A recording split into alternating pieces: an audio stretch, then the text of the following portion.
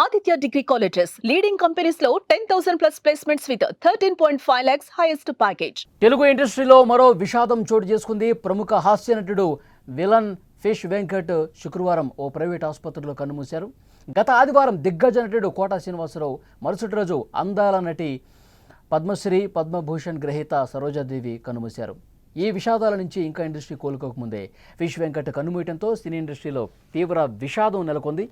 ఒక సామాన్య చేపల వ్యాపారిగా కెరీర్ ప్రారంభించిన ఫిష్ వెంకట్ నటుడిగా ఎలా ఎదిగాడు, తెలుగు ప్రేక్షకులకు ఎలా దగ్గరయ్యాడు కూడా ఈ వీడియోలో మీకు క్లియర్గా ఎక్స్ప్లెయిన్ చేసే ప్రయత్నం చేస్తా. ప్రముఖ నటుడు ఫిష్ వెంకట్ అసలు పేరు మంగళంపల్లి వెంకటేష్. తెలుగు సినిమా పరిశ్రమలో హాస్య నటుడిగా, సహాయ నటుడిగా, కామెడీ విలన్గా మంచి గుర్తింపు పొందాడు. ఆయన హైదరాబాద్లో జన్మించి పెరిగిన ఆయన చదువు కేవలం 3వ తరగతి మాత్రమే. మొదట్లో ముషీరాబాద్లోని కూరగాయల మార్కెట్లో చేపల వ్యాపారం చేసేవారు. నటుడయ్యాక ఆయన పేరు ఫిష్ వెంకట్గా మారింది. సాదాసీదా చేపల వ్యాపారిగా ఉన్న వెంకట్కి 1989లో ఓ మిత్రుడి ద్వారా దివంగత నిర్మాత మాగంటి గోపీనాథ్ పరిచయమయ్యారు. 1991లో నిర్మించిన జంతర్ మంతర్ చిత్రంలో వెంకట్కి తొలిసారి నటించే అవకాశం వచ్చింది. ఆ సినిమాతో పెద్దగా గుర్తింపు రాలేదు. అయినప్పటికీ కూడా అడపదడప ఆయన సినిమాలు చేసుకుంటూ వెళ్లారు. 2000 సంవత్సరంలో సమ్మక్క సారక్క సినిమాలో నటించాడు. వివి వినాయక్ దర్శకత్వంలో ఎన్టీఆర్ నటించిన ఆది సినిమాలో తొడగొట్టు చిన్న అనే డైలాగ్ ఫిష్ వెంకట్కి మంచి పేరు తీసుకొచ్చింది. ఆ తర్వాత వరుసగా ఛాన్సులు రావడంతో బిజీ నటుడిగా మారారు ఆయన. ఖుషి, దిల్, బన్నీ, గబ్బర్ సింగ్, అత్తారింటికి దారేది, డీజేటీలు వంటి బ్లాక్ బస్టర్ సినిమాలతో 100కు పైగా యాక్ట్ చేశారు సినిమాల్లో ఆయన. ఫిష్ వెంకట్ తనదైన కామెడీ మేనరిజం, తెలంగాణ యాసతో ప్రేక్షకులకు బాగా దగ్గరయ్యాడు. తాను ఈ స్థాయిలో ఉన్నానంటే దివంగత నటుడు రియల్ స్టార్ శ్రీహరి అని చాలా ఇంటర్వ్యూల్లో కూడా ఆయన చెప్పినటువంటి పరిస్థితి ఉంది. ఇక ఫిష్ వెంకట్కి భార్య, 3 కొడుకులు, 1 కూతురు ఉన్నారు. అయితే గత కొన్ని సంవత్సరాలుగా ఆయన పలు ఆరోగ్య సమస్యలతో ఇబ్బంది పడుతున్నారు. 4 ఏళ్ల క్రితం కాలికి గాయమైంది. రక్తపోటు, డయాబెటీస్ కూడా ఉండటంతో 2 కిడ్నీలు చెడిపోయాయి. డయాలసిస్ తీసుకుంటూ ఉన్నారు. ఆర్థిక ఇబ్బందుల కారణంగా ఆయన కుటుంబం వైద్య ఖర్చులను భరించలేక దాతల కోసం ఎదురు చూసినటువంటి పరిస్థితి. ఆయన పరిస్థితి అప్పట్లో సుమన్ టీవీ ముందుగా వెలుగులోకి తీసుకొచ్చింది.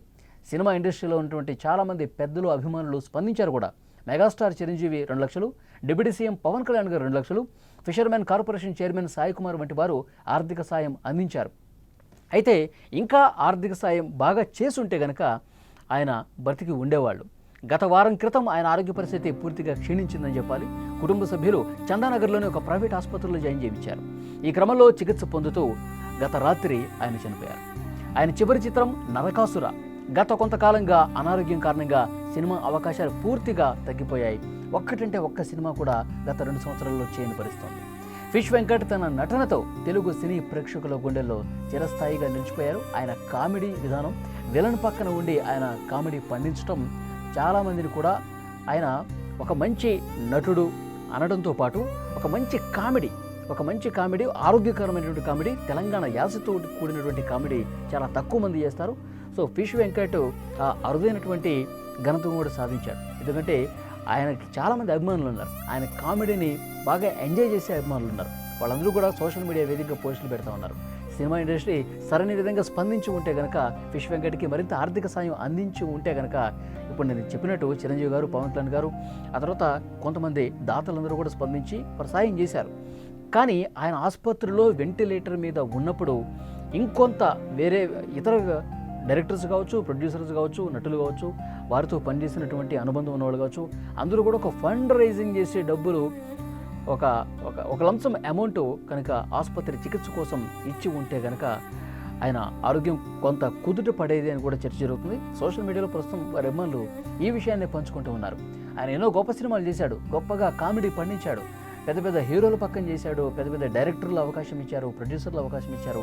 100 సినిమాలకు పైగా చేసినప్పటికీ కూడా అనారోగ్యం కారణంగా 2 కిడ్నీలు ఫెయిల్ అయిపోయి కనీసం వాటికి చికిత్స చేయించుకోవాలనేటువంటి ఆర్థిక పరిస్థితి కూడా లేకపోవడంతో అందరూ కూడా కన్నీరు మున్నీరుగా విలపిస్తున్న పరిస్థితి. వాళ్ళ ఇంటి దగ్గర పరిస్థితి కూడా ఒక్కసారి మీకు ఎక్స్ప్లెయిన్ చేసే ప్రయత్నం చేస్తాం. వారి కుటుంబ సభ్యులు కావచ్చు, బంధువులు కావచ్చు, ఇప్పటికే ఇంటికి వచ్చి ఉన్నారు. ఫిష్ వెంకట్ భౌతికాయం కూడా ఇంటికి చేరుకుంది. రామ్నగర్లో, హైదరాబాద్లోని రామ్నగర్లో ఆ ప్రాంతంలో అనుబంధం ఉన్న ప్రతి ఒక్కరు కూడా, ఫిష్ వెంకట్తో పరిచయం ఉన్న ప్రతి ఒక్కరు కూడా, పరిచయం ఉన్నా లేకపోయినా ఫిష్ వెంకట్ సినిమాల్లో సుపరిచితుడే కాబట్టి చివరిసారిగా ఫిష్ వెంకట్ని చూద్దామని చెప్పి వస్తున్నారు. ఈ సాయంత్రం ఫిష్ వెంకట్ అంత్యక్రియలు కూడా జరగబోతున్నట్టుగా తెలుస్తుంది. ఫిష్ వెంకట్ బంధువులు అయితే కన్నీళ్లు పెట్టుకుంటున్నారు. ఆసుపత్రిలో సాయం కోసం గత కొన్ని రోజుల పాటు మేము ఎదురు చూసాం కానీ పెద్దగా ఎక్కడ కూడా సాయం ముట్టని పరిస్థితుంది.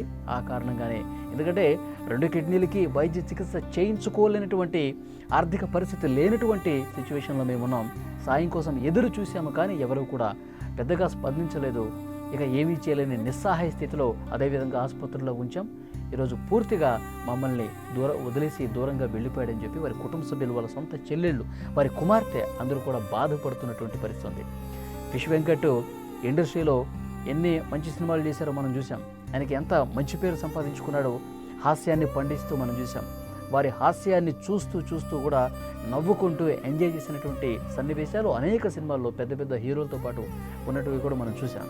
సో ఆయన కలిసి నటించినటువంటి హీరోలు కూడా ఎవరన్నా ఇంకా ముందుకొచ్చి సాయం చేస్తుంటే బాగుండేదని చెప్పి వారి అభిమానులు ఇప్పుడు సోషల్ మీడియాలో పంచుకుంటూ ఉన్నారు. ఎవరు సాయం చేయలేని వాళ్ళు ఇప్పుడు చనిపోయిన తర్వాత మాట్లాడుతుంటే ఇది అంత బాలేదని కూడా స్పందించేటువంటి అభిమానులు కూడా ఉన్నారు. సో ఏది వినప్పటికీ నష్టం అనేది జరిగిపోయింది. ఆయన ఆరోగ్యం పూర్తిగా క్షీణించింది. రాత్రి కన్నుమూసినటువంటి పరిస్థితి ఉంది.